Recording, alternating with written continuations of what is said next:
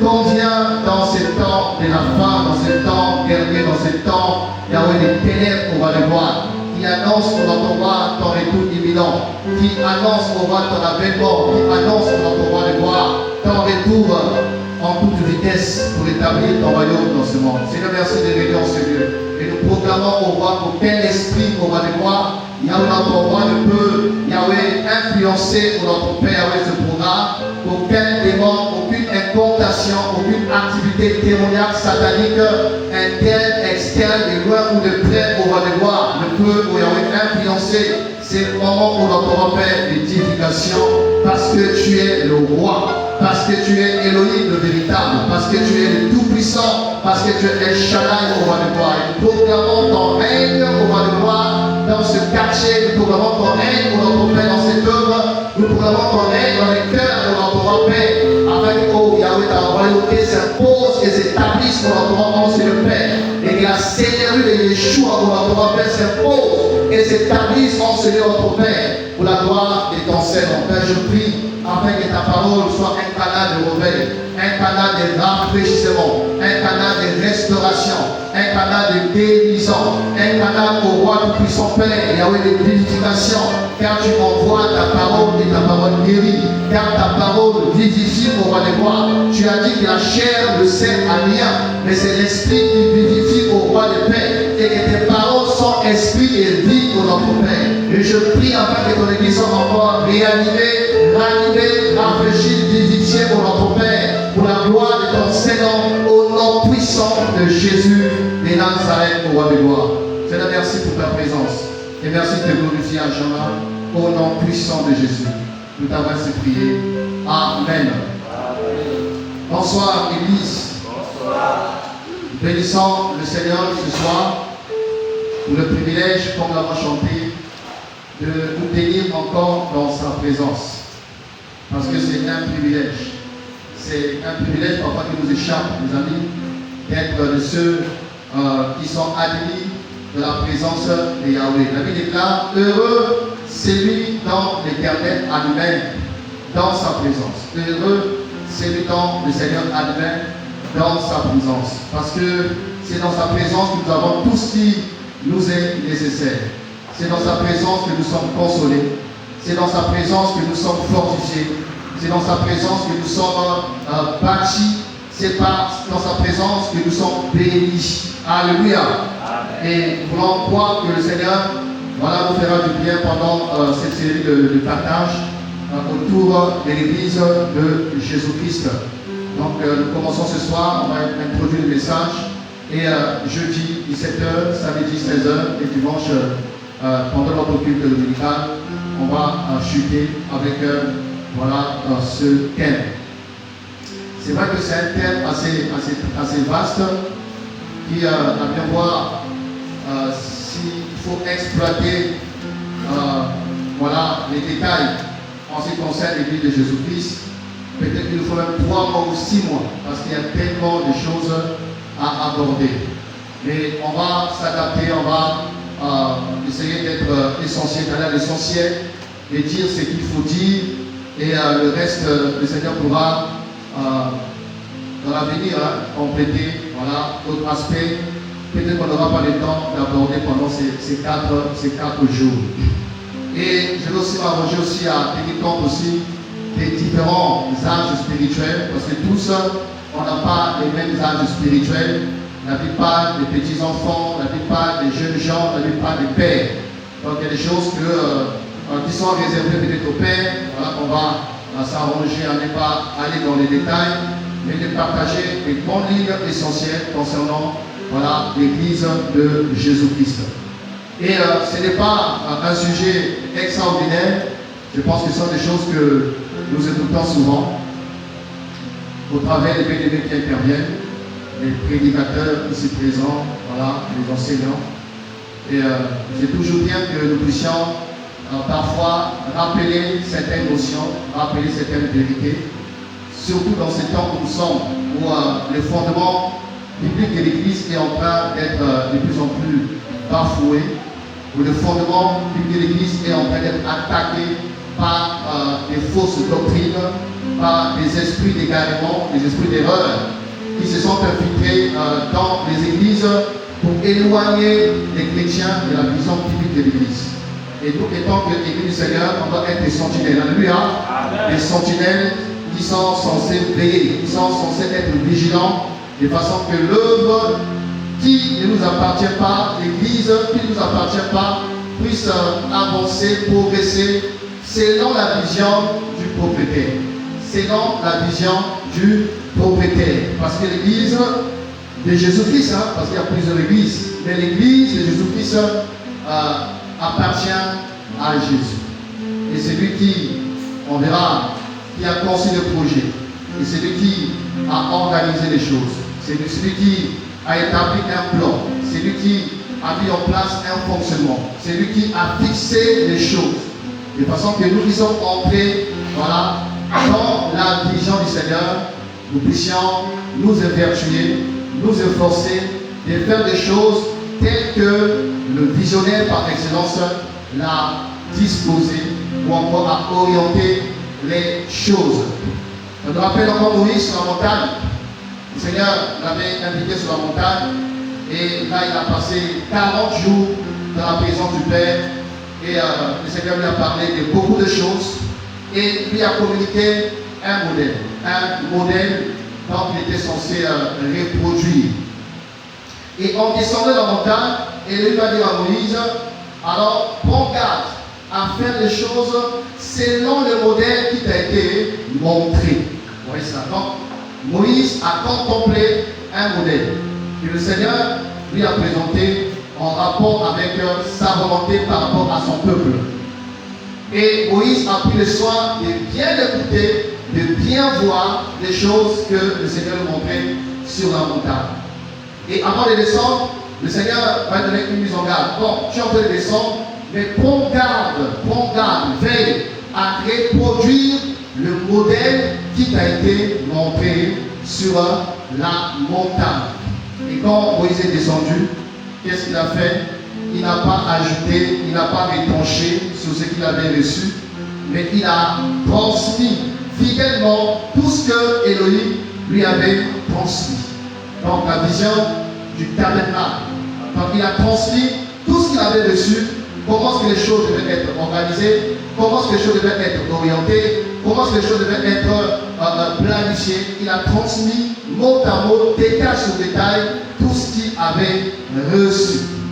Et ce qui attestait que Moïse avait reproduit le plan, c'est le fait qu'à la fin de la construction, à la fin des travaux, à la fin, quand il a achevé tout l'ouvrage, la Bible déclare quoi? La nuée de la gloire de Dieu est descendue sur le tabernacle. Alléluia. C'était une attestation que Moïse, tu as parfaitement exécuté le plan qui t'a été montré.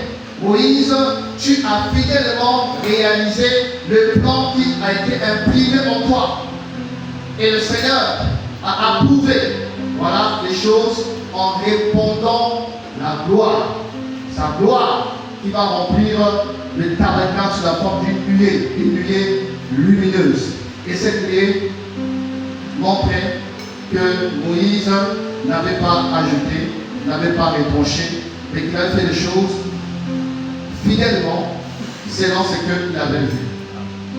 Et nous aussi, Église, nous avons notre Seigneur qui est un type de Moïse, qui est une image de Christ, qui était sur la montagne. Alléluia.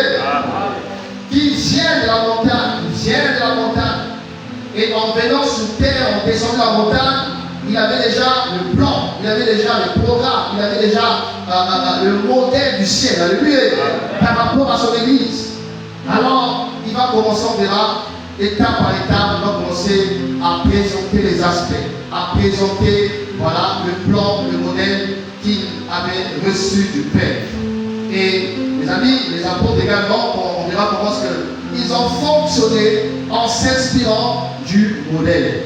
Ils pouvaient dire que ce que nos yeux ont vu, ce que nos oreilles ont entendu, ce que nos mains ont touché, ce que nous avons contemplé, c'est ce que nous annonçons.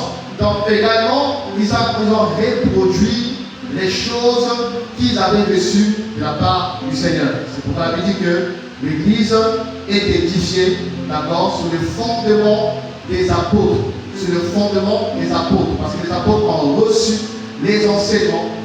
Voilà. On dira que comme un sage architecte. Voilà. Donc je posais les fondements. Et ils ont fonctionné conformément au modèle que Yeshua avait imprimé en eux, que Yeshua avait gravé en eux, que Yeshua avait transmis. Et ce n'est pas étonnant que cette église a secoué les nations. Alléluia! Et cette église a secoué les nations au point où quelque part, les gens vont dire, venez voir les hommes qui ont bouleversé le monde. Alléluia! Venez voir les hommes qui ont bouleversé le monde. Est-ce que l'église aujourd'hui était en train de bouleverser le monde? Est-ce que nos assemblées locales de la fin des temps sont-elles en train de bouleverser le monde? Comme je disais parfois, même il n'y a que l'Adrienne où se retrouvent nos deux réunions, parfois les gens sont pas secours. Les gens passent là, ils passent là. Voilà, ils entendent les gens parler, tout ça. Vous voyez? Même nos voisins à côté là, parfois. Rien. Alors on doit se poser des questions. Seigneur, qu'est-ce qui se passe? Et voilà un peu l'introduction, voilà, de ce moment de partage. Et avant que je l'oublie, c'est ma vie, que le Seigneur te bénisse. Que le Seigneur te bénisse. Et je le dis étant que c'est appelé le Seigneur, que le Seigneur te bénisse. Alors, tu as un appel lié au chant qui n'est pas, qui ne se limite pas à l'église locale. Le Seigneur t'appelle à bénir le corps de Christ au travers de la grâce qu'il a mis en toi par rapport au chant. Et prends ça au sérieux et que l'église aussi puisse l'accompagner. Alléluia. Il y a quelque chose que le Seigneur veut faire au travers de notre soeur, au travers de cette grâce liée au chant. Voilà. Consacre-toi à ça et que l'église locale de Beauté également puisse aussi t'accompagner à arriver là où le Seigneur attend que tu arrives. Le Seigneur veut que tu puisses bénir les corps de Christ par des cantiques spirituels, par des hymnes spirituels, par des chants qui ouvrent le ciel, par des chants qui font tomber la terre, par des chants qui brisent, voilà, les chaînes des prisonniers. Alors que si tu ne savais pas ça, à compter de ce soir, sache-le que le Seigneur, voilà, t'attend à ce que tu puisses prendre au sérieux le ministère ou l'appel que le Seigneur t'a donné. Comme disait Paul à Archip, dites à Archip de. Vous connaissez le passage? Alléluia. Pour les 5 à 17, il y a plus simplement. C'est plus ça, toute personne disponible. Pour les 5 à 17, voilà, je ne veux pas que je lis ça. Dites à Archip quoi? Bien rempli au ministère.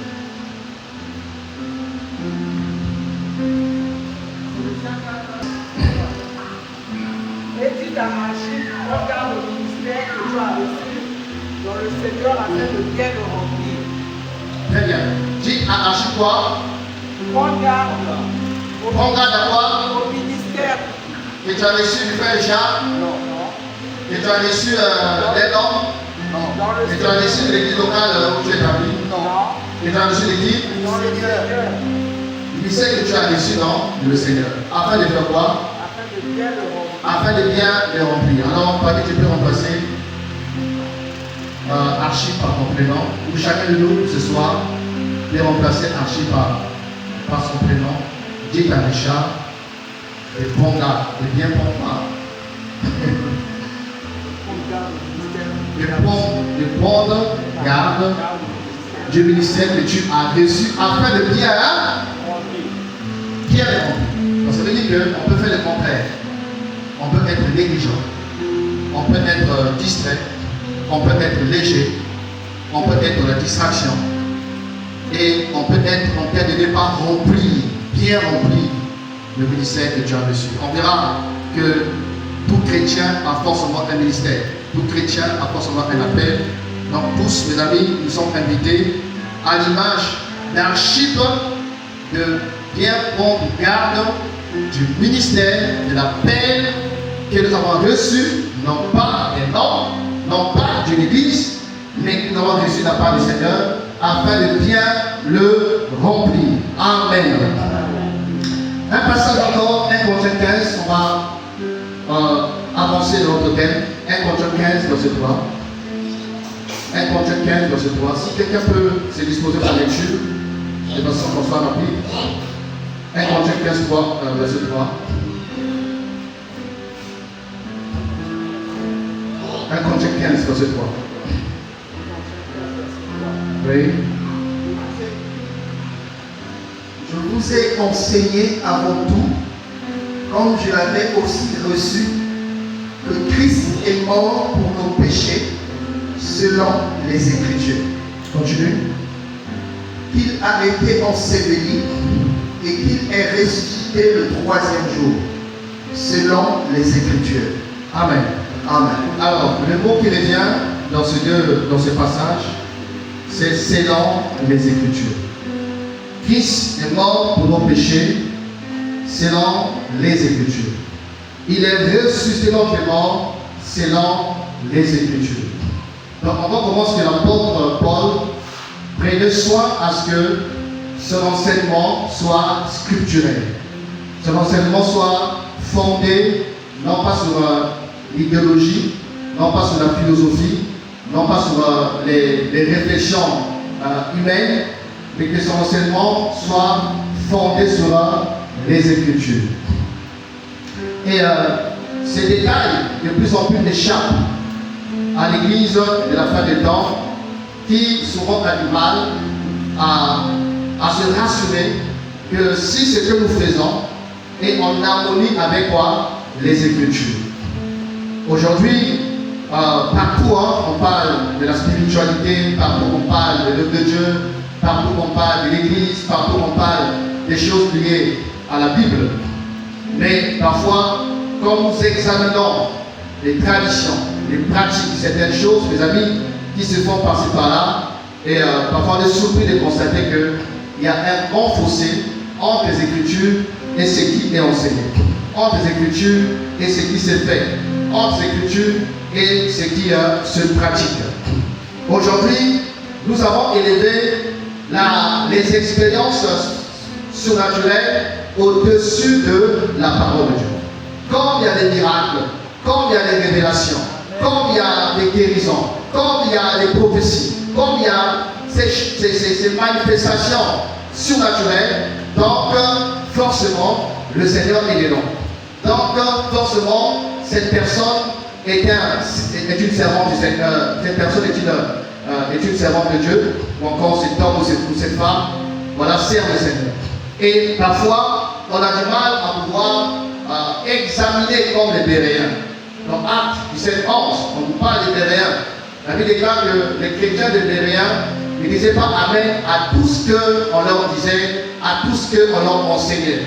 Paul loue leur attitude, le fait qu'ils examinaient la parole de Dieu pour voir si ce qu'on leur disait était exact. Alléluia. Donc ils recherchaient quoi? L'exactitude entre l'enseignement, la prédication, l'exhortation, les pratiques avec les Écritures. Donc aujourd'hui, malheureusement, on constate que l'Écriture est mise de côté pour s'appuyer seulement sur quoi? Sur les manifestations surnaturelles ou encore des résultats, une apparence des résultats dont les gens peuvent bénéficier. J'étais malade, il a prié pour moi, j'ai été guéri. Comme je suis guéri, donc il est forcément du Seigneur. Alléluia. Les amis, rappelons encore ce soir est que les Écritures doivent être au-dessus des expériences. Alléluia. Ce ne sont pas des expériences qui doivent être au-dessus de la parole de Dieu, mais c'est la parole de Dieu qui doit être au-dessus des Écritures. C'est les Écritures qui doivent valider, confirmer une expérience. Et toute expérience, tout enseignement, toute pratique, mes amis, qui est en désaccord avec les Écritures, qu'est-ce que nous devons faire? C'est de prendre position. Alléluia. De prendre position. C'est pourquoi, lorsque nous parlons de quoi, l'église de Jésus-Christ condise les Écritures. L'église de Yeshua HaMashiach condise les Écritures. Parce qu'il y a église et église. Il y a église et église. Surtout dans les temps où nous sommes, frères et sœurs, où l'Écriture nous a abondamment avertis concernant l'apostasie qui va se manifester à la fin des temps. Dans Acte 28, rapidement, je peux regarder ça, Paul pouvait déjà avertir, nous parlons des avertissements liés à la déviation de la vision. Vous voyez ça, comment est-ce que le Seigneur a pris le soin de nous avertir sur la possibilité d'une déviation par rapport à la vision, par rapport au fonctionnement, par rapport à la vision biblique de l'église de Yeshua HaMashiach. Dans Acte 20, 28, Paul dit ceci: prenez donc garde à vous-même et à tous les troupeaux au sein duquel le Saint-Esprit vous a établi des vainqueurs, pour faire paître l'église de Dieu qui s'est acquise par son propre sang. Verset 29. Je sais que parmi vous, après mon départ, s'introduiront des loups redoutables qui n'épargneront pas le troupeau, et que du milieu de vous s'élèveront des hommes qui prononceront des paroles perverses pour entraîner les disciples après eux. Alléluia. Donc ici, Paul, comme un prophète, il avertit. Avant son départ, il avertit. Voilà. Poussé par l'esprit prophétique, il dit que je sais que parmi vous, après mon départ, s'introduiront des loups redoutables. Donc il avertit sur un projet d'infiltration. Un projet d'infiltration des faux apôtres, des faux ouvriers, des faux messages, des fausses doctrines qui vont s'infiltrer, les amis, parmi les troupeaux du Seigneur. Donc on voit un mouvement de l'extérieur vers l'intérieur. Ils s'introduiront parmi vous des loups criés. Des loups qui sont où? Qui sont à l'extérieur. Alors qu'ils vont chercher voies et moyens pour s'infiltrer, d'accord, dans la bergerie.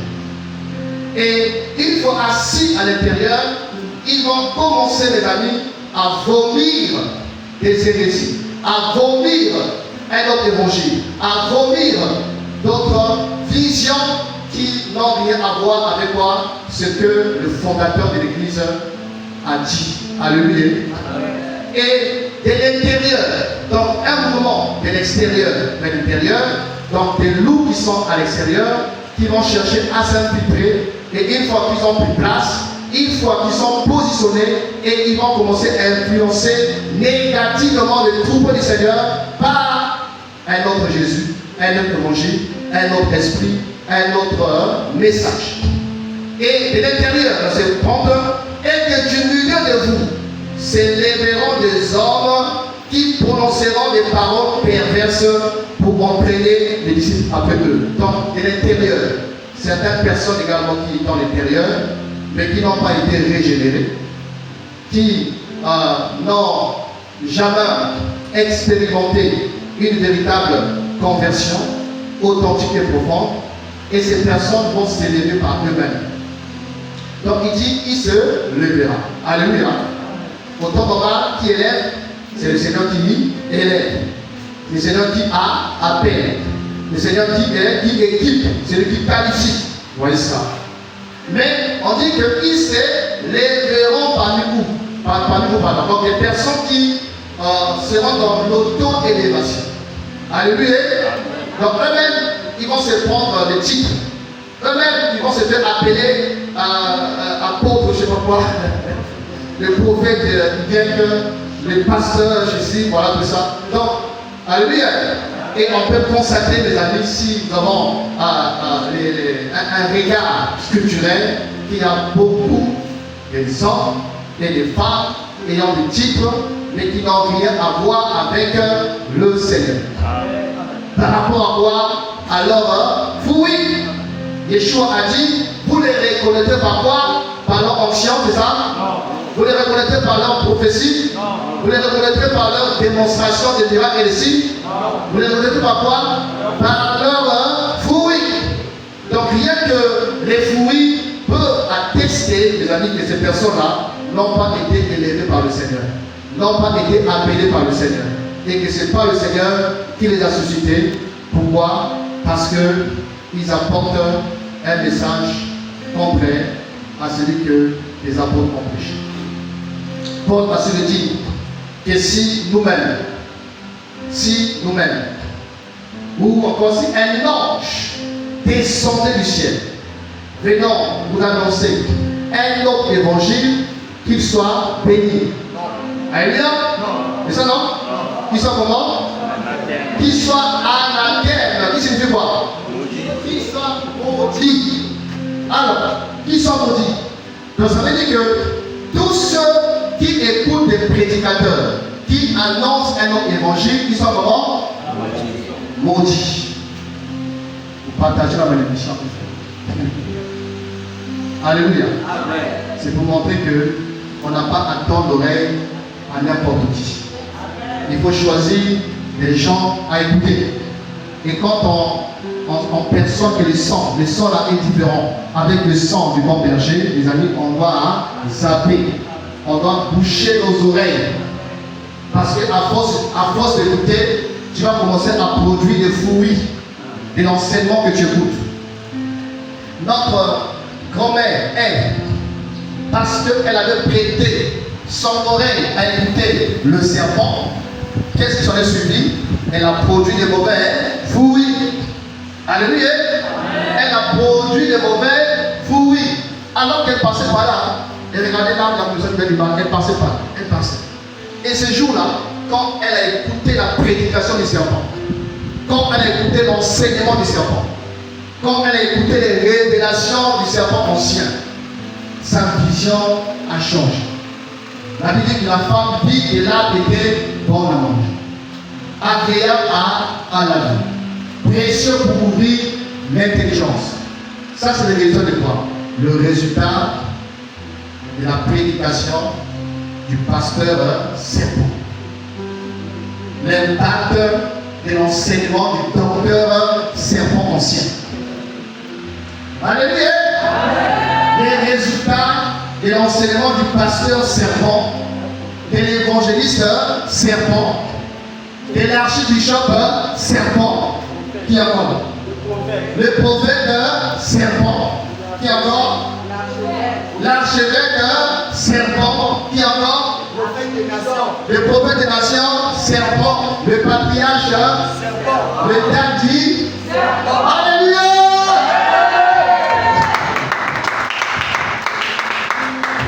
Donc on doit veiller, mes frères et sœurs. Nous avons encore un autre avertissement dans 2 Pierre 2. Nous parlons de l'église de Jésus-Christ selon les Écritures. Et la parole de Dieu nous a abondamment avertis sur la possibilité de l'insertion ou l'infiltration des ouvriers de Satan qui se déguisent en apôtres de Christ. Ça veut dire que Satan se déguise en apôtre de Christ. 2 Pierre 2, versets 1 à 2. 2 Pierre 2, 1 à 2, je dis ceci. Il y a eu de faux prophètes parmi le peuple. De même, il y a parmi vous de faux docteurs qui introduiront insidieusement des hérésies de perdition et qui, régnant le maître qui les a rachetés, attireront sur eux une ruine soudaine.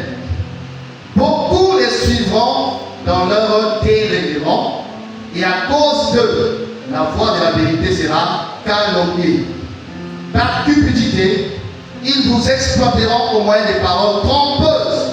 Mais depuis longtemps, leur condamnation est en marche et leur perdition n'est pas en sommeil. Voilà encore un avertissement prophétique. Le Saint-Esprit qui avertit en disant quoi? Il y a eu parmi le peuple juif des faux prophètes. Donc si vous lisez l'histoire du peuple hébreu, on va constater qu'il y avait plusieurs faux prophètes quand ils combattaient les prophètes de Yahweh. Surtout Jérémie était confronté à plusieurs faux prophètes qui étaient en train de combattre son ministère ou encore de combattre le message qu'il devait livrer à la nation juive. Donc parmi les peuples hébraïques, il y a eu des faux prophètes. De même, il y a parmi vous. De même, il y a parmi vous. Donc pendant qu'il entendait les cris, il y avait déjà, alléluia, la présence de qui? Des faux prophètes. Des faux docteurs qui introduiront insidieusement des hérésies de perdition. Donc pendant qu'il écrit, il y avait déjà la présence de faux docteurs. Et un faux docteur, c'est cette personne-là, mes amis, qui apporte un autre enseignement. Un autre enseignement contraire à celui que Yeshua, Jésus-Christ, a enseigné. Un autre enseignement contraire à l'enseignement apostolique, à l'enseignement des apôtres. La Bible dit que les premiers croyants dans Actes chapitre 2, 41, qu'ils persévéraient dans l'enseignement des apôtres. Donc les apôtres ont posé le fondement qui représente l'ensemble des enseignements que le Saint-Esprit leur a inspirés. Donc les premiers croyants persévéraient dans l'enseignement des apôtres. Alors, les faux docteurs, qu'est-ce qu'ils font? Ils viennent contredire l'enseignement apostolique. Alléluia. Ils viennent ajouter, ils viennent retrancher l'enseignement apostolique. Donc, ils donnent un sang confus. Un sang confus. Le sang que dans leur message est un sang différent, contraire au sang de la parole du Seigneur. Malheureusement, la Bible dit quoi? Plusieurs, d'accord, régnant le maître qui les a rachetés, attirant sur eux une perdition soudaine. Alors, on nous dit que ces hommes-là, qui peut-être avaient commencé avec le Seigneur, mais qui n'ont pas persévéré dans la vérité, et qui vont renier le maître qui les a rachetés. Qui vont renier le Seigneur qui les a sauvés. Qui vont se détourner de Jésus-Christ. Qui vont se détourner de la Sainte Doctrine. Qui vont se détourner de la Sainte Écriture. Qui vont se détourner de la vision du ciel. Qui vont se détourner du Seigneur pour suivre un autre maître. Parce qu'il n'y a que deux maîtres. Alléluia. Voilà. Jésus a dit que personne ne peut servir deux maîtres. Ou il aimera l'un et il haïra l'autre. Donc si ces personnes arrivent à renier le maître, Jésus-Christ, c'est pour suivre un autre maître. Il n'y a pas de neutralité dans la spiritualité. Alléluia. Je dis encore, il n'y a pas de neutralité dans la spiritualité. On ne peut pas dire que je suis ni du diable, ni de Jésus. Je ne suis ni des ténèbres, ni de la lumière. C'est impossible. Alléluia. Donc il y a besoin de se rassurer, les amis, que nous sommes toujours avec le véritable maître qui est le Seigneur. Et c'est triste, hein? Réunir le maître qui les a rachetés. Pourquoi ils vont réunir le maître? À cause des voitures, à cause de la recherche de la renommée, à cause de la recherche de la gloire, à cause des voitures, des maisons, des zéros, des fonds CFA, des dollars, voyez ça. Ils vont renier le maître. Le maître qui a résisté devant la tentation. Parce que le diable avait osé également chercher à les détourner. En disant que si tu es le Fils de Dieu, regarde tous ces rois de la terre. Regarde Dubaï, regarde la Tour Eiffel, regarde New York.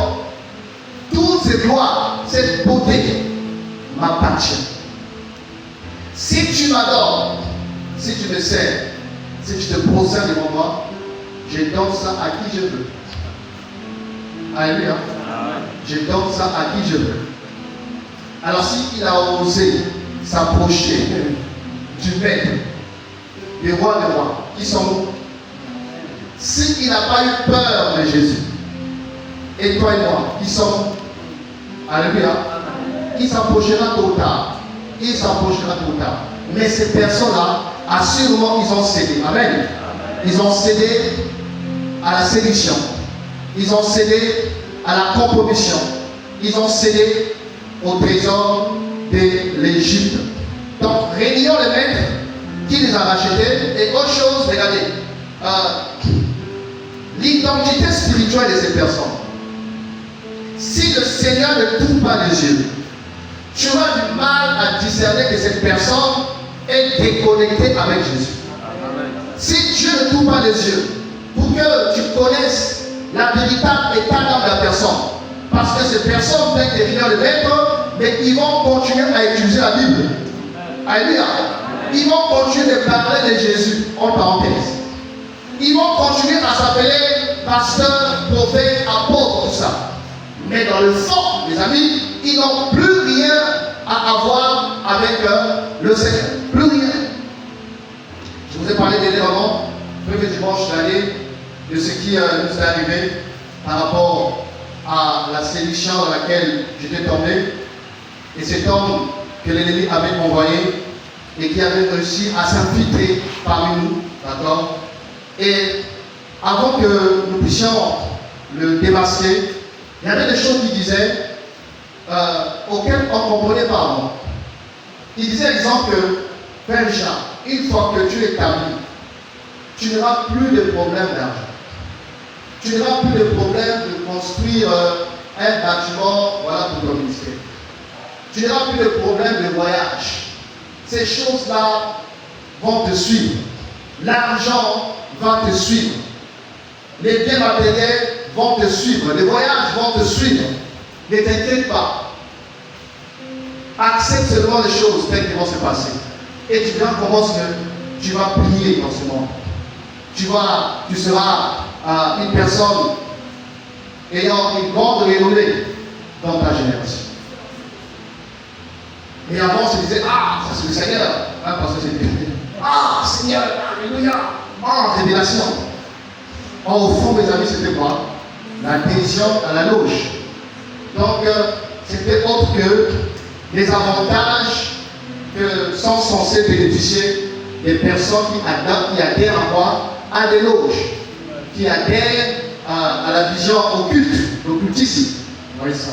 Et malheureusement, plusieurs de ces pasteurs ayant des noms, oui, ça, des pères, plusieurs ont cédé, plusieurs ont accepté, contrairement au Seigneur qui a refusé, mais ils ont cédé pour avoir ces choses. C'est pourquoi il y a besoin que le Seigneur nous ouvre les yeux. Alléluia. Vraiment, le Seigneur me conduit, je ne suis même pas dans ce que je veux parler. On s'est conduit, non? Alléluia. Si le Seigneur ne nous ouvre pas les yeux, on peut avaler la mission. Dire Amen à l'apôtre Satan. Dire Amen au prophète de Satan. Oh, prophète, oh, prêche. Oh, on dit comment? Professeur. Alléluia. C'est pourquoi l'église de Yeshua doit être une église vigilante. Une église pas aveugle, une église qui voit. Amen. Une église sentinelle, une église qui démasque le faux prophète. C'est pourquoi l'enseignement fait partie des choses qui aiguisent notre discernement. Plus tu es enseigné, plus ton discernement est aiguisé. Alléluia. Et si plusieurs personnes se laissent emporter à tout vent de doctrine, à tout vent de spiritualité, parce que les gens ne sont pas enseignés, parce que les gens n'ont pas la connaissance scripturaire, selon les Écritures. Alléluia. C'est parce que les gens rejettent les Écritures, parce que les gens, mes amis, ne se soucient pas à vérifier qu'est-ce que dit l'Écriture, qu'ils arrivent, mes amis, à avaler n'importe quoi. On les fait boire du poisson. Amen. On les fait manger des excréments spirituels. Amen. On les fait manger des collections sauvages. Amen. Pourquoi? Les gens se sont éloignés des Écritures. Le Seigneur disait à l'époque aux pharisiens, vous avez annulé la parole de Dieu au profit de vos traditions. À cette époque, mes amis, dans les temples comme dans les synagogues, la parole avait été écartée. La parole avait été délaissée.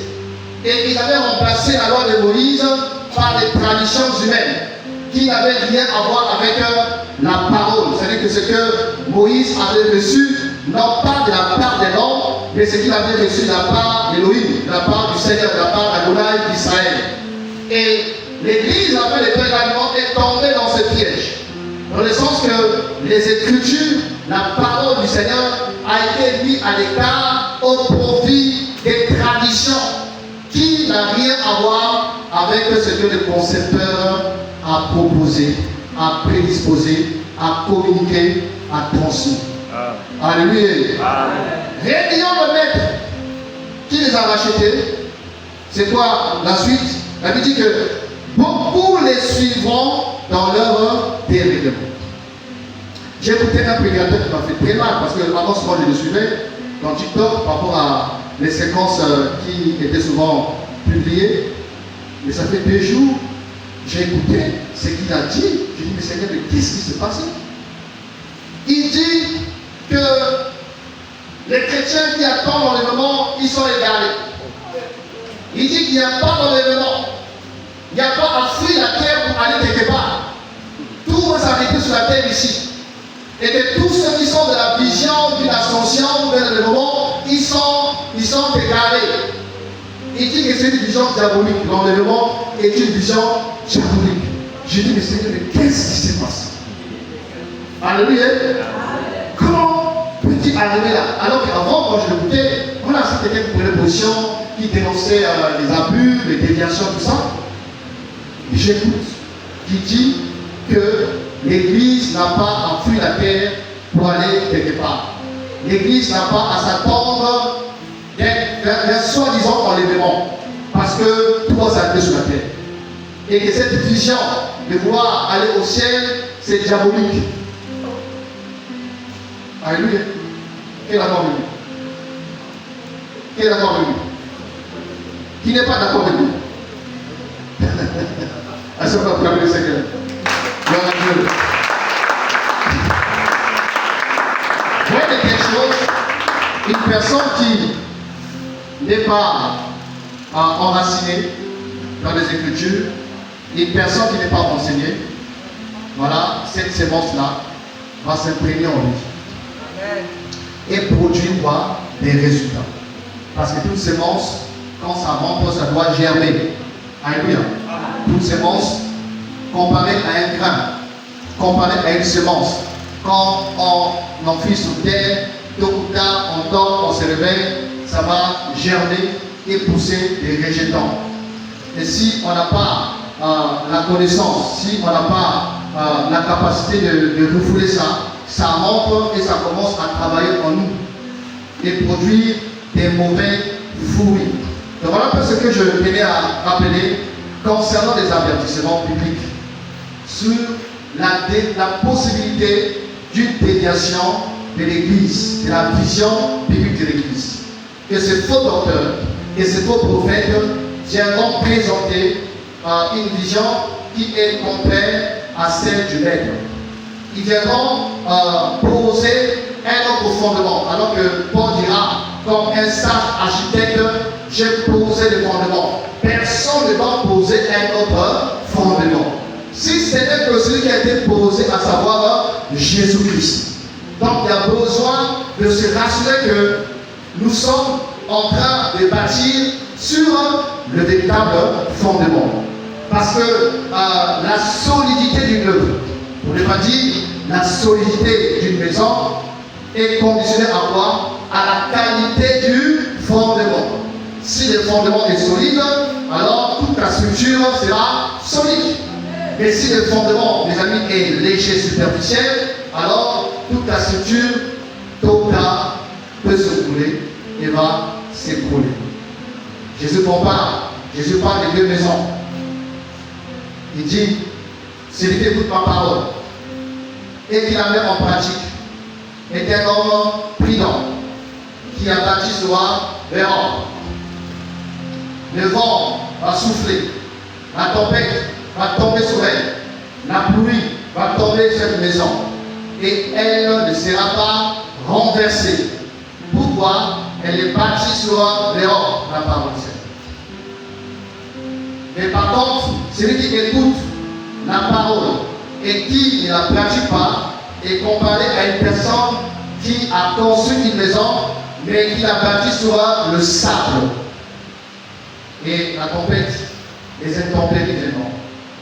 Parce que toute maison, tôt ou tard, sera éprouvée par les intempéries. Amen. Toute maison, tôt ou tard, sera éprouvée par les intempéries. Amen. Qui vont révéler, les amis, la qualité du fondement ou de la fondation sur laquelle cette maison est bâtie.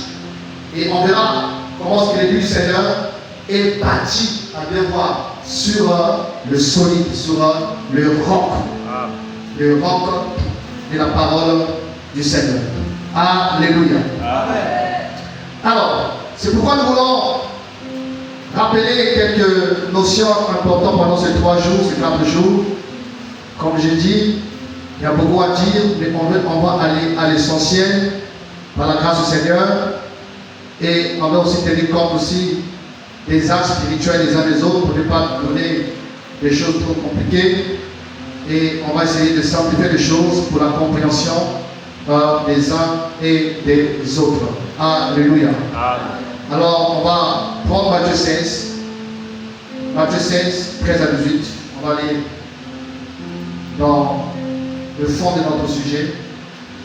Matthieu 16, 13 à 18. Si quelqu'un peut nous aider par la lecture. Matthieu 16, 13 à 23. À 23. Et Matthieu 18, 15 à 17. C'est l'enseignement, on va pour lire. On va pour lire. Un volontaire. Matthieu chapitre 16, 13 à 23.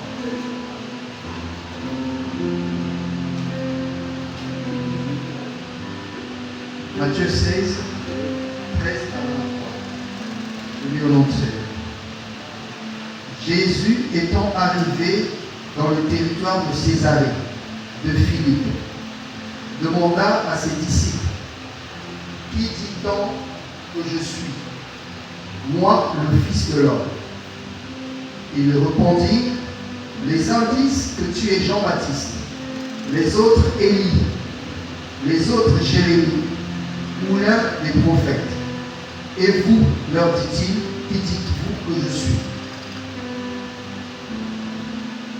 Simon-Pierre répondit, tu es le Christ, le Fils du Dieu vivant. Jésus, reprenant la parole, lui dit, tu es heureux, Simon, fils de Jonas, car ce ne sont pas la chair et le sang qui t'ont révélé cela, mais c'est mon Père qui est dans le ciel. Et moi je dis que tu es Pierre, et que sur cette pierre je bâtirai mon église, et que les portes du séjour des morts ne prévaudront point contre elle. Je donnerai les clés du royaume des cieux, que ce que tu liras sur la terre sera lié dans les cieux, et ce que tu délieras sur la terre sera délié dans les cieux. Alors il recommanda aux disciples de ne dire à personne qui était le Christ. 21.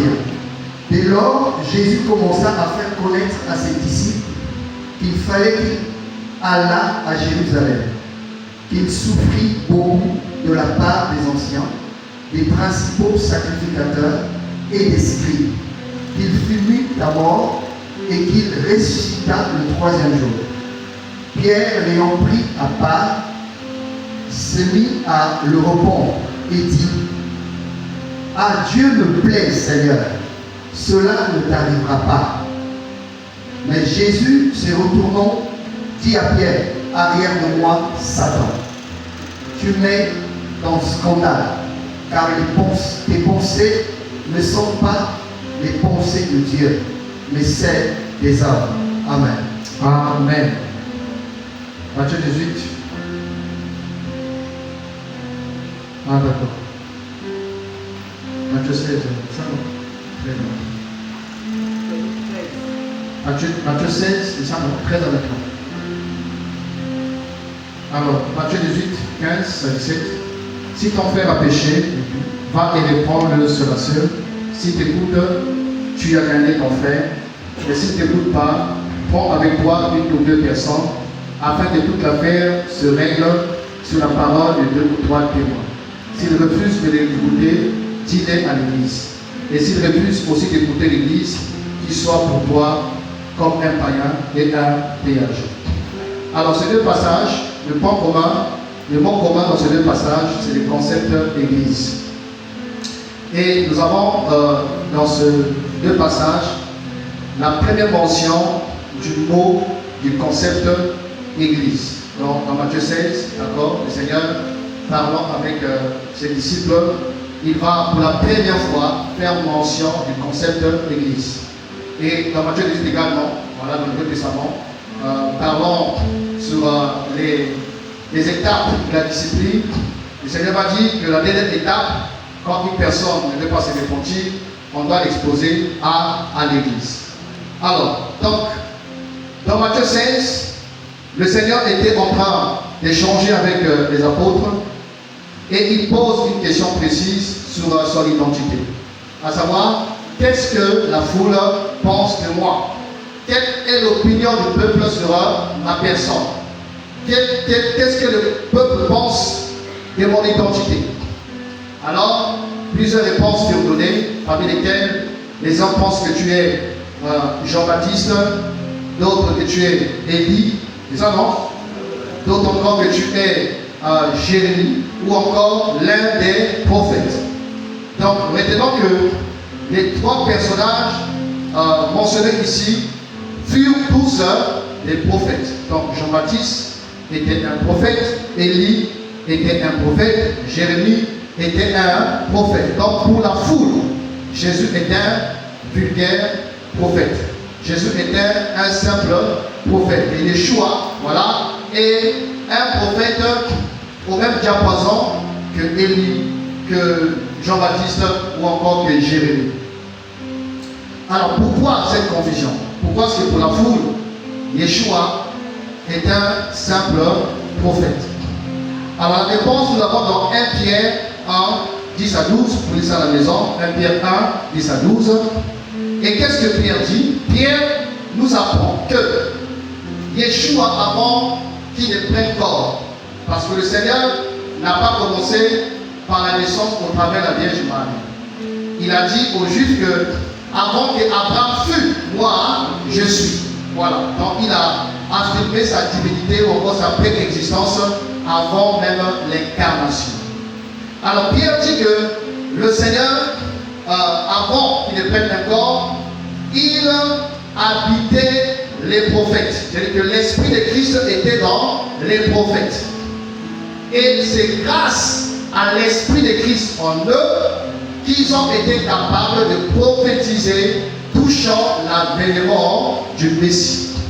Grâce à l'Esprit du Seigneur qui les animait, qui les saisissait de temps à autre, ils ont été capables de prédire tout ce qui est lié à la personne du Seigneur, à sa venue, à sa marche, à ses souffrances, à sa mort, à sa résurrection et à sa seconde venue.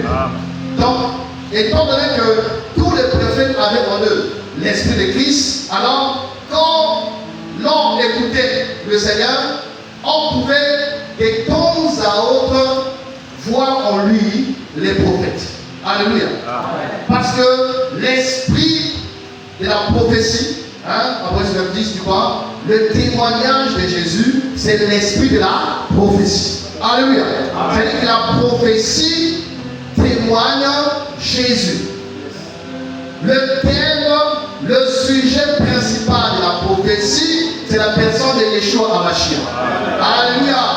Il est le thème de la prophétie, il est le sujet de la prophétie, il est l'acteur principal de la prophétie biblique. Et que, mes amis, on ne peut pas dissocier la personne de Jésus de la prophétie. Tous les événements prophétiques sont liés à qui? À Jésus-Christ. Tous les événements prophétiques sont liés à la personne de Yeshua. C'est pourquoi un lundi, quand il venait, on l'entend prêcher, il parle comme Jésus. Ils arrivent un jeudi, on l'entend parler, il parle comme Jean-Baptiste. Ils arrivent un samedi, on l'entend parler, il parle comme Élie. Alléluia. Parce que c'est l'esprit des prophètes de fait du chair. L'esprit des prophètes personnifié. C'est la personne de notre Seigneur et Sauveur, Yeshua, Jésus-Christ de Nazareth. Ce qui explique cette confusion. Le fait que pour la foule, Jésus est un prophète. Alors le Seigneur va poursuivre son dialogue. En se tournant cette fois-ci vers ceux qu'il a choisis. Et en reposant la même question. Quant à vous, que j'ai choisi, vous qui marchez avec moi, vous qui dormez avec moi, vous qui passez, qui avez quitté vos activités pour me suivre, que pensez-vous de vous? Et c'est à l'instant que Pierre va ouvrir sa bouche. Il a fait une déclaration, une affirmation, à savoir, tu es le Christ, alléluia, tu es le Christ, le Fils du Dieu vivant. Fils Dieu vivant. Et le Seigneur va dire à Pierre, tu es heureux, Simon. Tu es béni. Parce que ce que tu as dit, c'est ni la chair, ni le sang qui t'ont révélé cela, mais c'est mon Père qui t'a révélé cela. En fait, Pierre a eu ce qu'on appelle une illumination. Il a eu ce qu'on appelle une révélation.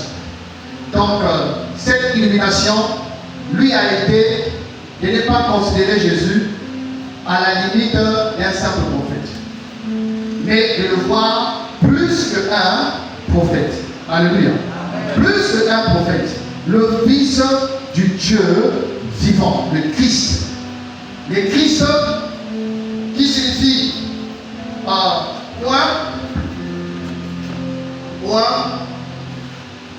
qui signifie aussi Messie en français. D'accord? Signifie tout simplement celui qui a été envoyé. Celui qui a été choisi et envoyé pour le salut. Celui qui a été choisi et envoyé pour la rédemption. Celui qui a été envoyé et choisi pour le salut de l'humanité. Que tu es le Christ, le Fils du Dieu vivant. Et le Seigneur va dire à Pierre, et moi je te dis que tu es Pierre, et que sur ces rocs, je bâtirai mon église. Sur ces rocs. Donc, les rocs qui représentent qui? Christ, le Fils du Dieu vivant. Alors, sur ces rocs-là, sur cette révélation, moi je vais bâtir mon église. Voilà, mes amis, la première mention claire du concept église. Bien que on peut se retrouver ces concepts dans l'Ancien Testament, d'accord, avec Israël qui était appelé aussi l'Assemblée de Dieu, hein, l'Assemblée de Yahweh, tout ça. Mais de façon claire, c'est dans Matthieu 7, 18 que nous retrouvons la première mention du concept église, pendant que le Seigneur conversait avec Pierre. Je bâtirai mon église. Alors, ici, l'église est présentée comme un projet. Je bâtirai mon église. Donc, Jésus partage dans ce passage son projet. Un projet qu'il n'a pas conçu étant sur terre. Mais un projet qu'il a conçu depuis l'éternité. En venant sur terre, il avait déjà la pensée, le projet de pouvoir bâtir son ecclésia, son église. Alors ici, il partage le projet aux apôtres. Il partage le projet à ses disciples. Que moi, j'ai un projet qui me cher. Moi, j'ai un plan, moi, j'ai un dessein. Et le projet est que je bâtirai mon église. Alors, l'occasion ce soir est de rappeler encore ce qui n'est pas l'église avant et ce qui est l'église. Parce qu'aujourd'hui, la vision biblique de l'église comme concept est erronée. C'est-à-dire qu'aujourd'hui, quand on parle de l'église, il y a plus une conception moderne, une conception humaine, une conception religieuse, une conception qui n'a rien à voir déjà avec l'étymologie ou encore l'origine de ce concept-là. Ce qui n'est pas l'église. Maintenant ceci. L'église n'est pas un bâtiment. L'église n'est pas un édifice physique. L'église n'est pas une maison physique. Donc l'église n'est pas un bâtiment. Quand Jésus dit ici que je bâtirai mon église, il n'est pas en train de dire que je bâtirai un bâtiment. Je bâtirai un édifice. Je bâtirai un temple physique. Ça n'a rien à voir avec la définition étymologique de l'église par rapport à ces passages. L'église n'est pas un bâtiment. Pourquoi? Parce que la Bible déclare que Dieu n'habite pas les temples faits des mains d'hommes. C'est le cas. Que Dieu n'habite pas les temples faits des mains d'hommes. C'est pourquoi on essaie de rappeler à ceux qui fréquentent cet aspect local que ce lieu de réunion n'est pas l'église. Alléluia. Un seul achat. C'est bon? Voilà. Je parle comme si je parlais d'apostolique. Je voudrais que tous ceux qui nous ont rejoints là puissent avoir la même compréhension de la tous. Amen. Voilà. Parce qu'il y a des personnes qui ont déjà reçu des enseignements. Voilà, pour eux, sont des rappels. Il y a une autre catégorie de personnes qui nous ont rejoints. Donc il faut toujours adapter les choses. Pour que tous puissent avoir la même façon de voir les choses. Alléluia. C'est important, non? Amen. Alléluia. Donc l'église biblique, l'église de Yeshua dont on parle là, l'église de Jésus selon les Écritures, n'est pas un bâtiment. Pourquoi? Parce que le Seigneur n'habite pas les temples faits des mains d'hommes.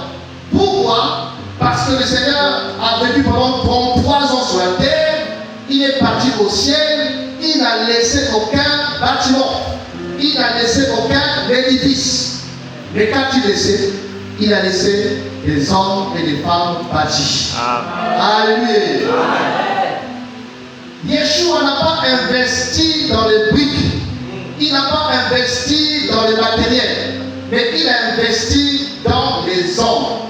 Dieu n'investit pas dans le matériel. Dieu n'investit pas dans les briques.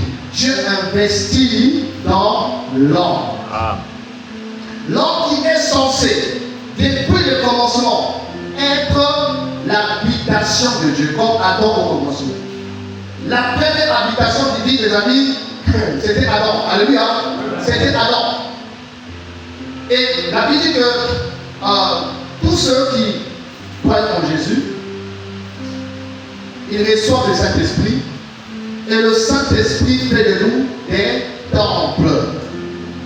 Ne savez-vous pas que votre corps est le temple du Saint-Esprit? L'église n'est pas un bâtiment. L'église n'est pas un lieu. L'église n'est pas un lieu. Oh, je vais à l'église. On met dans l'église, pas vraiment l'église. Alléluia. Oui, on comprend. On comprend de façon religieuse. Mais, doctrinalement parlant, amen, c'est pas juste. Parce que l'église n'est pas un lieu. Les apôtres disaient dans Acte 16, ils disaient, quand nous allions au lieu de prière. Ils n'ont pas dit quand nous allons à l'église, non. Quand nous allons au lieu de prière. On dira que les bâtiments dont on n'a pas à diaboliser sont des lieux de prière, sont des lieux de rassemblement, sont des lieux de formation, sont des lieux, mes amis, d'édification, où on se retrouve pour s'édifier, pour se bâtir, pour s'encourager. Mais ces lieux-là, c'est pas ça l'église. Alléluia. L'église, mes amis, n'est pas une dénomination. Elle n'est pas une dénomination. Dans le sens que quelqu'un se réveille le matin, il reçoit une vision. Non, Dieu m'a appelé, il m'a dit que je dois commencer l'église. Alors je vais l'appeler l'église la tête de Jésus. Un autre va dire, bon, moi, mon église à moi, je vais l'appeler l'église les pieds de Jésus. Un autre va, moi, l'église la bouche de Jésus. Et il y a tellement de noms, tellement de noms passés par là, parfois, on s'en fout. Alléluia. Jésus n'a donné aucun nom à l'église. Les apôtres également, dans les apôtres, nulle part, ils ont nommé une église. Nulle part. Mais les églises étaient représentées, étaient identifiées en fonction de quoi? De la ville ou de la région. Les églises d'Asie, Perga, Tchatchi, Corinthe, Éphèse. Alléluia. Comme nous aussi, on n'a pas un nom particulier. On s'appelle qui? L'église de Bogota. Amen. Donc le souci, c'est de vouloir se conformer tout simplement aux Écritures. Loin de diaboliser aussi les autres. Amen. Voilà. Mais nous pensons que on veut revenir doucement au fonctionnement apostolique. Ce que les apôtres ont fait, on le fait. Ce que les apôtres n'ont pas fait, on ne le fait pas. Alléluia. Tout simplement, sans polémique, sans querelle, sans bagarre. Alléluia. Dans la simplicité. L'église, ce n'est pas une dénomination. Et le mal, c'est que tous ces noms qui sont donnés parfois divisent les chrétiens. Alors que Christ n'est pas divisé. Alléluia. Christ n'est pas divisé. Ceux de là-bas ne peuvent pas aller à gauche. Ceux de là-bas sont de leur coin, avec leur doctrine, avec leur pasteur, avec leur vision, tout ça. Mais ce n'est pas comme ça que le Seigneur a voulu que son Église puisse fonctionner, puisse évoluer ou encore marcher. L'Église n'est pas une dynastie. L'Église n'est pas une propriété familiale. Amen. Parce qu'aujourd'hui, on constate quoi? Les églises deviennent quoi? Des propriétés personnelles ou encore familiales. Au point où si le pasteur dit on repasse qui est la paix ou pas, automatiquement héritage. On l'établit. Ou si l'enfant n'est pas là, on met sa femme qui doit prendre la relève. Donc ça devient comme une dynastie, un royaume, une propriété familiale. Tout ça, mes amis, c'est pas le Seigneur. Alléluia. L'église, c'est pas du business, c'est pas une entreprise. Parce qu'aujourd'hui, l'église qui évolue fonctionne avec une connotation entreprise, compagnie. Vous voyez ça?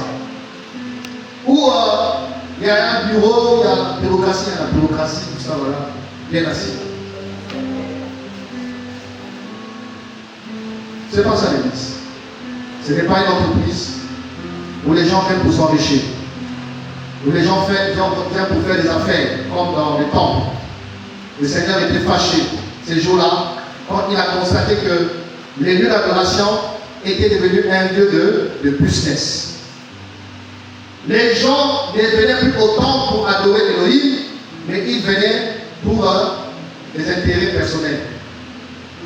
Donc il a ces boutons à lui là, ces boutons, c'est quand quelqu'un arrive là pour implorer le bordel. Monsieur, j'ai un bouton ici là, ça coûte pas cher, achète pour toi ça.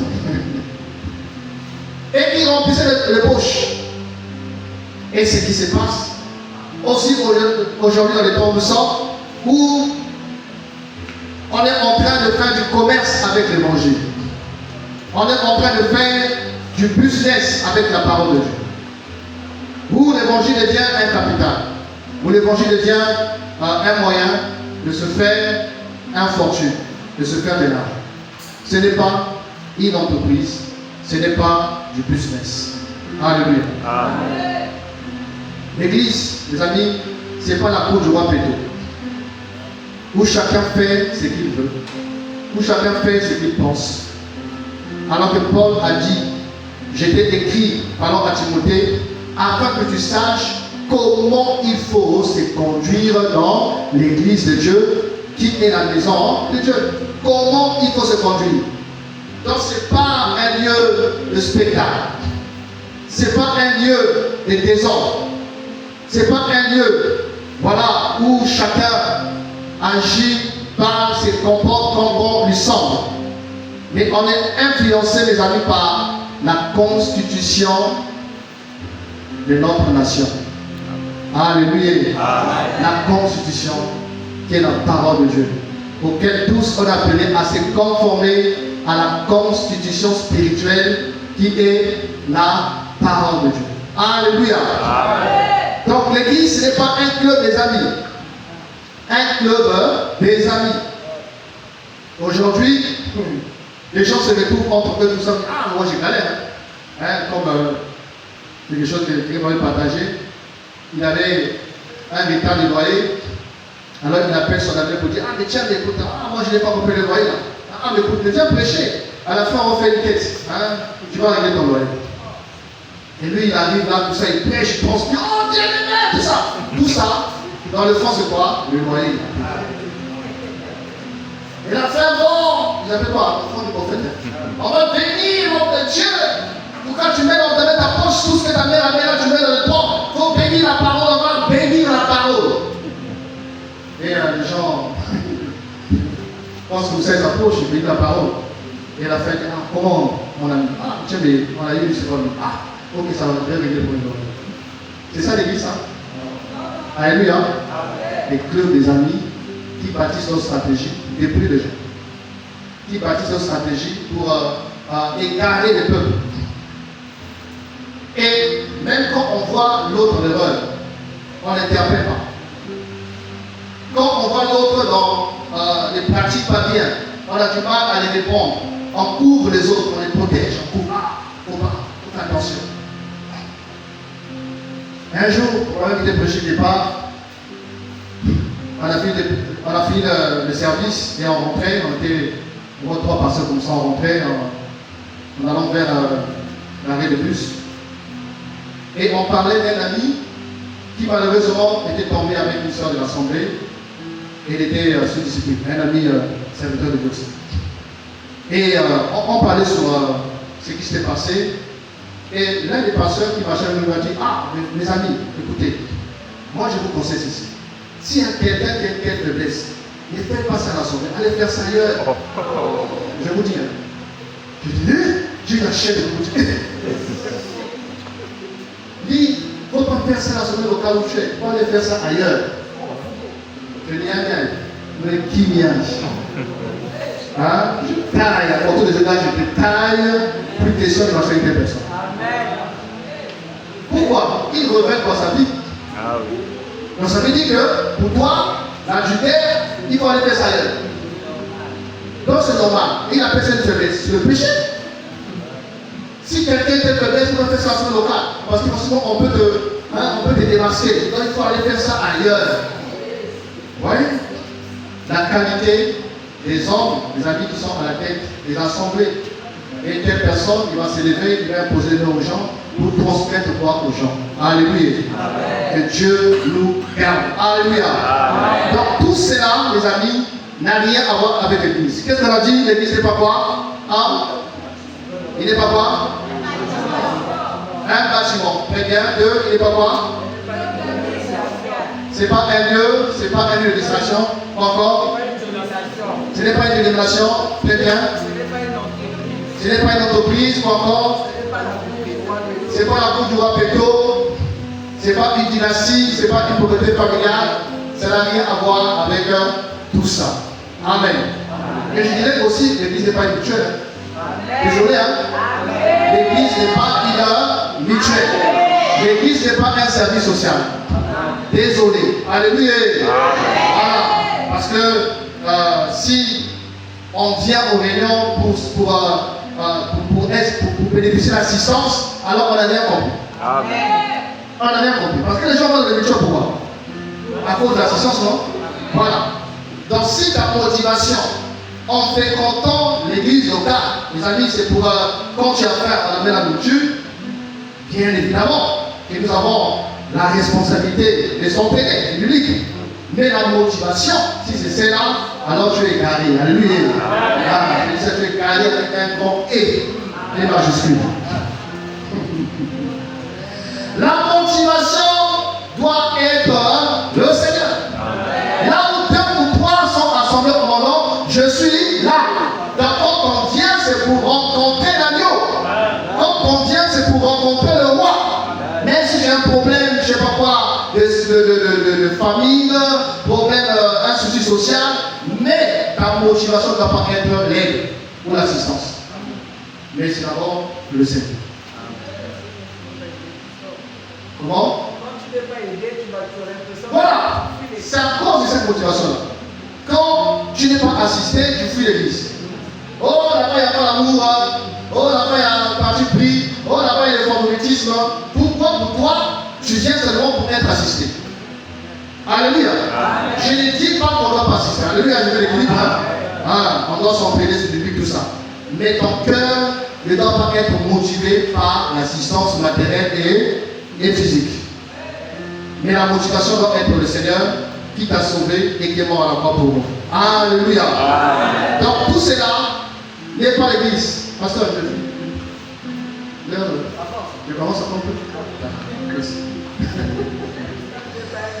Alors, mes amis, le Seigneur dit que tu es Pierre, et sur ces rocs, je bâtirai mon église, qui n'a rien à voir avec tout ce qui vient d'être dit ce soir. Mais il s'agit de quoi? Il s'agit de quelle vérité quand le Seigneur parle que je bâtirai mon église. Alors le mot église, rappelons, n'est pas originaire à Yeshua, à Jésus-Christ. Ce n'est pas le Seigneur qui en est le créateur ou encore le fondateur. Le Seigneur est venu prouver ces concepts existants déjà sur la terre. Alléluia. Donc il a pu utiliser, je ne vais pas dire emprunter, un concept, une organisation qui existait déjà parmi les hommes. Donc le mot grec parle de ecclésia. Le mot grec parle de l'ecclésia. Et il dit, je bâtirai mon église. Pourquoi? Parce qu'il y avait déjà plusieurs ecclésias qui existaient. Alléluia. Donc il y avait l'ecclésia d'Israël, l'assemblée d'Israël, dont Étienne parle dans Acte 7:38, pour dire ça, Acte 7:38. Étienne, pendant qu'il exposait la doctrine, il va faire mention de quoi? De l'assemblée d'Israël. Donc il y avait l'ecclésia juive. Il y avait aussi l'assemblée grecque, d'accord? Il y avait aussi l'ecclésia romaine. Donc l'assemblée juive, l'assemblée romaine et l'assemblée grecque. Alors, le Seigneur dit que moi aussi, je veux bâtir quoi? Mon ecclésia. Je veux bâtir une ecclésia qui n'a rien à voir avec celle des Juifs, avec celle des Romains, avec celle des Grecs ou encore d'autres peuples. Mais je veux bâtir une ecclésia. Et c'est de cette église dont on parle, à savoir l'église de Jésus-Christ selon les Écritures. L'église de Yeshua selon les Écritures. Alléluia. Alors, la société grecque, un sort d'achat. La société grecque était composée de plusieurs classes sociales, de plusieurs couches sociales, comme dans toutes les sociétés.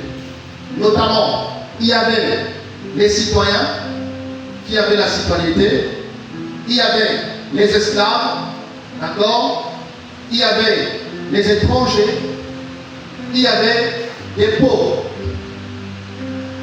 Alors, donc il arrivait que toute ces classes sociales se retrouvaient dans des endroits appropriés, des endroits préparés pour ça, soit pour écouter une loi, soit pour écouter un discours, soit pour écouter une direction, d'accord, qui concerne la cité. Alors donc, tous étaient convoqués, d'accord, dans les différents endroits. Alors, maintenant, quand il s'agissait, quand il était question de prendre une décision, quand il était question de voter une loi, quand il était question de légiférer, alors les citoyens, ceux qui avaient la citoyenneté, se retiraient de la masse. Alléluia. Ils se retiraient de la population, de la foule. Ils se mettaient à part. Les citoyens se mettaient à part. Quand ils sortent au foulou, non. Ils se mettent à côté pour échanger, discuter et trouver une solution. Alors, à part, ça échangeait, ça discutait, ça parlait, ça proposait, jusqu'à trouver quoi? Un compromis. Et une fois que le compromis est trouvé, ils ont pris une décision, une proposition de loi, voilà, une direction donnée. Ils venaient ici pour promulguer, c'est-à-dire pour annoncer à tous ce qui a été arrêté. Pour annoncer à tous le décret, l'arrêté, voilà, tout ce que nous connaissons, tout ça, pour que tout le monde soit avisé et puisse s'aligner. Amen. Puisse s'aligner à ce qui a été décidé. Alors, donc, le mot ecclésia concerne donc ce groupuscule-là qui s'est mis à part. Alors, Yeshua, quand il dit je bâtirai mon église, il a connaissance de ces choses. Amen. Il a connaissance de ces choses. Et le mot ecclésia peut être subdivisé en deux parties. Nous avons ek qui donne quoi? Hors de Clésia ou Clésis ailleurs, ou Clésis donne, appel ou encore appelé. Appelé. Alors, par définition, ecclésia, c'est quoi? C'est l'ensemble des appelés, hors de la foule. Donc ce groupe-là, qui était là à l'intérieur, sont appelés à se retirer, sont appelés à se mettre à part. Amen. C'est eux qui constituent quoi? L'ecclésia. Donc l'église, par définition, c'est l'ensemble des appelés hors du monde. L'ensemble des hommes et des femmes qui ont été appelés hors du monde pour se mettre à part afin d'appartenir à Christ. Des hommes et des femmes qui ont été appelés pour être attachés à Jésus. Des hommes et des femmes qui ont été appelés pour être en communion avec Jésus. Des hommes et des femmes appelés pour être greffés, pour être incorporés, pour être adhérés, pour être liés à Yeshua HaMashiach. Alléluia. Amen.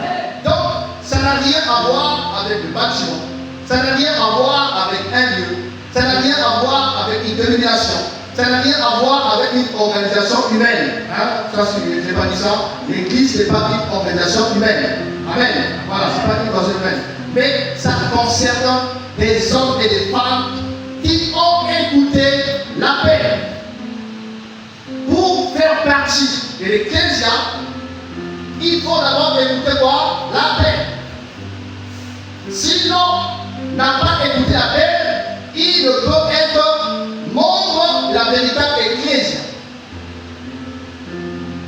C'est pourquoi on verra. On peut être dans l'église locale, mais ne pas être dans l'église universelle. Alléluia. Parce que la vraie église, elle est universelle. Elle est spirituelle, elle est invisible, Et seul le Seigneur Elohim connaît les hommes et les femmes qui font partie de l'Ecclésia universelle. Parce que là-bas, on ne touche pas. Parce que là-bas, ce ne sont pas les apparences. Parce que là-bas, ça n'a rien à voir avec la régularité aux réunions. Ça n'a rien à voir avec une responsabilité quelconque de l'église locale. Ça n'a rien à voir avec l'appellation frère un tel, sœur un tel. Ça n'a rien à voir avec les dons spirituels. Ça n'a rien à voir avec une tenue spéciale, une tenue qui caractérise votre mouvement. Alléluia. Ça n'a rien à voir avec tout ça. Ça n'a rien à voir avec la maîtrise de l'hébreu, du grec. Ça n'a rien à voir, les amis, avec la connaissance de la Bible, de la Genèse à l'Apocalypse. Alléluia. Ça n'a rien à voir avec tout ça. Je bâtirai mon église. Donc, l'Ecclésiaste concerne les hommes appelés. Et le moyen par lequel le Seigneur appelle les hommes et les femmes, c'est au travers de l'évangile. L'évangile qui est annoncé, c'est l'appel divin à quitter les traditions, à quitter les ténèbres, à quitter le péché, à quitter le monde, à quitter les œuvres des ténèbres pour s'attacher à Jésus-Christ. C'est pourquoi on doit continuer à proclamer l'évangile. Si aujourd'hui tu es sauvé, parce qu'un jour tu as écouté l'appel du Seigneur, alléluia, et tu as réagi. C'est au travers de l'évangile que Dieu appelle les nations, que Dieu appelle les tribus, que Dieu appelle les peuples, que Dieu appelle toute femme, tout homme, les amis, à quitter le diable, à quitter les traditions païennes, paganisées, à quitter le paganisme pour s'attacher à Jésus-Christ. La Bible déclare que Dieu, sans tenir compte des temps d'ignorance, il ordonne à tous les hommes que tous en tout lieu, ils doivent se repentir. Donc le premier appel que Dieu adresse à tout homme sur terre, c'est l'appel à la repentance. Alléluia. L'appel à la repentance, qui est le premier pas de la vie chrétienne, le premier pas de la marche avec Dieu, le premier pas, les amis, de l'intimité avec le Seigneur, le premier pas de la relation avec le Seigneur. La vie chrétienne commence par un premier pas qui s'appelle quoi? La repentance. La marche chrétienne commence par un premier pas qui s'appelle la repentance. L'expérience avec le Seigneur commence par un premier pas qui s'appelle la repentance. Donc l'appel que Dieu adresse aux hommes et aux femmes, c'est l'appel à se repentir. Métanoïa, changement d'avis, changement d'intention, changement de comportement, changement, changer, quitter pour se tourner vers le Seigneur. Alléluia. Et quand l'homme a répondu à l'appel, vous connaissez la suite. La Bible dit quand quelqu'un est en Christ, il devient une nouvelle créature. Les fruits ou les résultats, quand on a réellement répondu à l'appel, c'est la vie transformée. Le témoignage qui atteste que tu as réellement rempli les conditions, c'est 2 Corinthiens 5, 17. Quand quelqu'un est en Christ, il devient une nouvelle créature. Les choses anciennes sont passées et toutes choses deviennent nouvelles. Alléluia. Alors, quand l'homme s'est repenti de ce péché, croit au Seigneur, alors il devient membre de l'Église de Jésus-Christ. Le Seigneur va le greffer dans son corps. Le Seigneur va l'insérer dans son corps. Gloire au Seigneur. Ce soir, on va s'arrêter par là. On va poursuivre jeudi. D'accord? Donc, on verra les conditions pour que l'Église puisse voir le jour. Pour ce soir, on a vu quoi? Le projet. Comment est-ce que le Seigneur a présenté quoi? Le projet. Je bâtirai mon Église. Et il parle au futur. Ce qui signifie qu'il y a des choses qui devaient être faites pour que ce projet se matérialise. C'est un peu comme vous et moi, quand on a un projet qui est d'abord une pensée, une idée, de notre tête. Et après que le projet ait été conçu, il faut mettre en place ce qu'on appelle les objectifs. Les objectifs, c'est l'ensemble des stratégies que nous mettons en place pour réaliser quoi? Le but. Donc le Seigneur a un projet, il a un but qui consistait à bâtir son église et il en partage aux apôtres, je bâtirai. Alors qu'est-ce qui va se passer pour que ce projet puisse voir le jour? Qu'est-ce qu'il va faire pour que cette église-là, qui était encore une pensée, un projet dans son cœur, puisse se réaliser? C'est pour cela que je dis, d'accord, la réalisation du projet, d'accord, et autres. Le Seigneur va nous conduire pour la suite. Amen. Amen. On était encouragés? Amen. Alléluia. On est encouragés? Gloire au Seigneur. Que le Seigneur soit béni pour ce temps passé dans sa présence. Je pense qu'on va prier. Le pasteur va conduire à prier. Voilà. Les questions, gardez ça pour jeudi prochain. Avant de commencer par les questions. Écrivez ça pour ne pas oublier. Alléluia. Moi, je vais te dire. Donc, je reste également.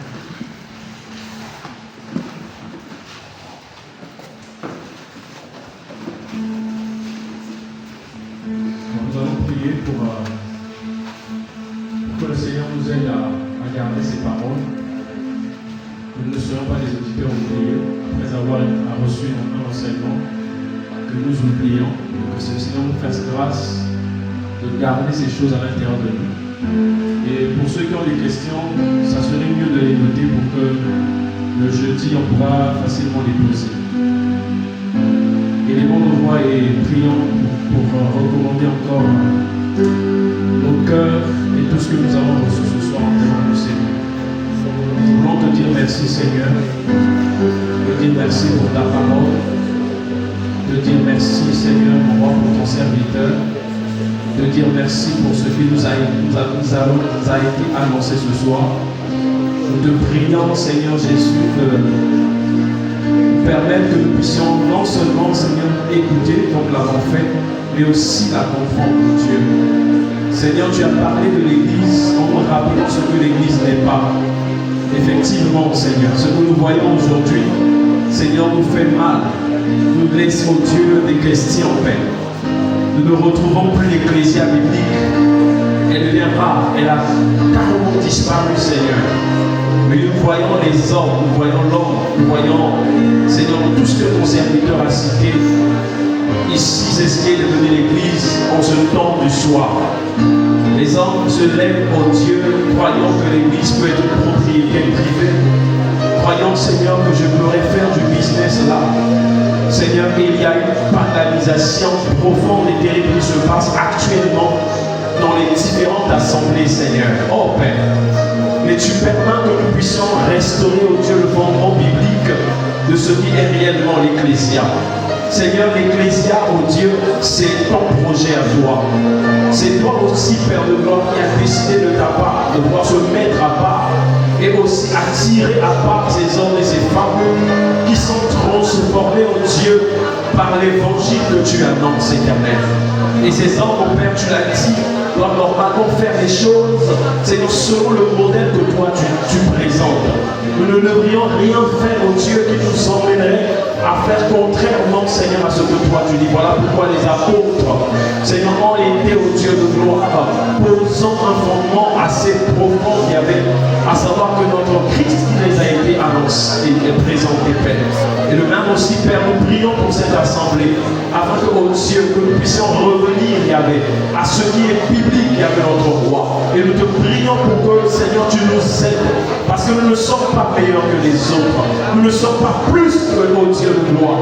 Mais nous voulons nous aussi nous battre afin de revenir à ce qui est écrit, revenir à ce qui est écrit et revenir à ce qui est écrit. Père, merci de nous soutenir et avec notre roi. Et qu'avec nous, Seigneur, Père, d'autres encore, oh Dieu, Seigneur, d'autres aussi soient éclairés. Qu'il y ait, oh Dieu, les hommes et les femmes encore dans cette génération, Père, qui ont la résolution de prêcher l'évangile en toute sa vérité, de prêcher la parole, oh Dieu, malgré la famille, Seigneur, malgré Seigneur, mais que nous restions, Père de gloire, oh Dieu, sur ce qui est écrit, que ce qui est écrit puisse primer dans nos cœurs, que ce qui est écrit puisse primer, oh Dieu de gloire, dans la vie de tes serviteurs, Père de gloire. Nous te prions, oh Dieu, de renverser en Père les fondements de séduction que nous avons reçus, les fondements, Seigneur, de séduction, Père, que tes serviteurs saillent plus que Père. Au point, oh Dieu, il n'y a plus de crainte, il n'y a plus de peur, Seigneur. Les hommes peuvent se lever un matin et s'auto-proclamer des serviteurs alors que tu ne les as pas appelés. C'est dans l'auto-proclamer, oh Dieu, c'est dans les ouvriers, Père, alors que tu ne les as pas établis, Seigneur mon roi. Et profitons du troupeau afin, Seigneur mon roi, de les sucer, afin de les renverser, afin de les apporter, Seigneur mon roi. Car toi, tu n'as pas, oh Dieu, appelé l'Église à faire ces choses, papa. Mais tu les as appelés à annoncer l'évangile. Tu les as appelés, Père, alléluia, à être à l'ombre de Christ sur la terre. Tu les as appelés, oh Dieu, à sonner la trompette. Tu les as appelés, oh Dieu, à appeler les hommes de loin, afin que chacun entre, oh Dieu de gloire, dans cette grande barre, oh Dieu, que toi tu es en train de dresser. Parce que Seigneur, la barre par excellence c'est ta personne. Et tu emmènes l'Église quelque part. Et nous te rendons, Seigneur, la gloire de ce que, Seigneur Jésus, tu nous laisses encore, oh Dieu, jusqu'à aujourd'hui. Père, nous battons dans la vérité. Nous ne voulons pas nous égarer. Nous ne voulons pas, oh Dieu, disparaître. Nous ne voulons pas emprunter notre chemin. Quelles que soient, Seigneur, les difficultés que nous avons, quels que soient, Père, les soucis que nous rencontrons, Père, quel que soit, oh Dieu, le manque d'argent, Seigneur, et même le manque de loyer, Seigneur, mon roi, Père, nous allons rester fidèles, fidèles à ta parole, fidèles à ce que toi tu veux, fidèles à ce que toi tu as écrit, fidèles à ce que toi tu attends de nous, Seigneur, que notre puisse s'asseoir, mon roi, sur la parole vivante de Christ, et que, oh Dieu, les messages qui sont annoncés ici, Père, soient des messages là où Christ est au centre. Merci encore, Père de gloire, de ce que, oh Dieu, tu prends la soin de la suite avec notre roi, du jeudi, Seigneur, que nous venons encore plus, oh Dieu, les cieux, Père, que nous invitons nos frères chrétiens, nos sœurs chrétiennes, oh Dieu, afin qu'ils viennent écouter ces choses qui sont là pour nous éclairer, afin de restaurer, pourquoi pas, Père, le corps de Christ ici au Congo, Seigneur, mon roi. Père, merci de nous faire du bien. Que ton serviteur soit encore arrosé, rempli de toi, Seigneur, afin que la suite soit encore plus intéressante qu'aujourd'hui. Nous confions le jeudi, nous confions le samedi, nous confions le dimanche, Seigneur, mon roi, dans tes mains. Et aussi, Seigneur, Père de Dieu, de raccompagner ton peuple de la même manière que tu nous as emmenés ici. Père de gloire, que nous repartions, que nous restons, Père, et que nous arrivons, Seigneur, notre roi, chez nous dans les bonnes conditions. Merci encore, Père, d'aplanir, au Dieu de gloire, notre sentier et le retour de chacun soit préservé, protégé par toi. Comme le dit l'Écriture, que l'ange de l'Éternel campe pour tous ceux qui les craignent et les arrache du danger. Préserve et protège ton peuple. Que l'honneur, Yahvé, et la gloire te reviennent à toi seul. Toi qui règnes à jamais, au nom puissant, au nom merveilleux, au nom glorieux, tu es propriétaire de l'Église qui est Jésus-Christ de Nazareth. Nous disons Amen. Nous avons fini de